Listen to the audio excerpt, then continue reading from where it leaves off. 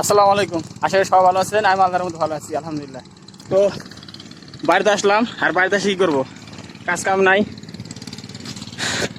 জমিতে আল পাঠার জন্য যাচ্ছি, আব্বা কেন গেছে নাকি জমি আল পাঠার জন্য, তো আমি একটু যাচ্ছি। আব্বা ওই দূরে আছে, দেখা যাচ্ছে না। আরে হালকা একটু বন্যা হয়েছে, বন্যার কারণে একটু ছোটোখাটো বন্যা, বেশি বন্যা বৃষ্টি হয়েছে, এই জন্য একটু পাটি বেঁধে গেছে আর কি।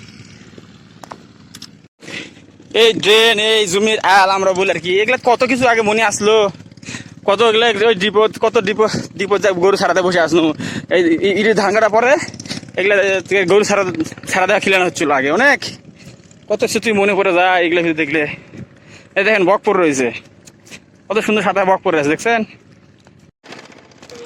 আব্বা ওই মাথা জমি আল ছাপ করেছে, কারণ অনেক ঘাস আছে জমিতে, জন্য ছাপ না করলে হাল বই পাওয়া যাবে না।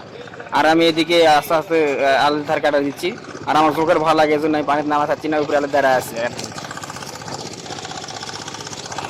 তো আমার ভিডিও সবাই লাইক, কমেন্ট, শেয়ার, সাবস্ক্রাইব অবশ্যই করবেন। আর এদিকে দেখুন কি সুন্দর সাদা বক পরে আছে, দেখেন কত সুন্দর এটা প্রাকৃতিক সাদা বক। এগুলোকে ধরে না, এখন আগে ধরতো, এখন আর ধরে না কি।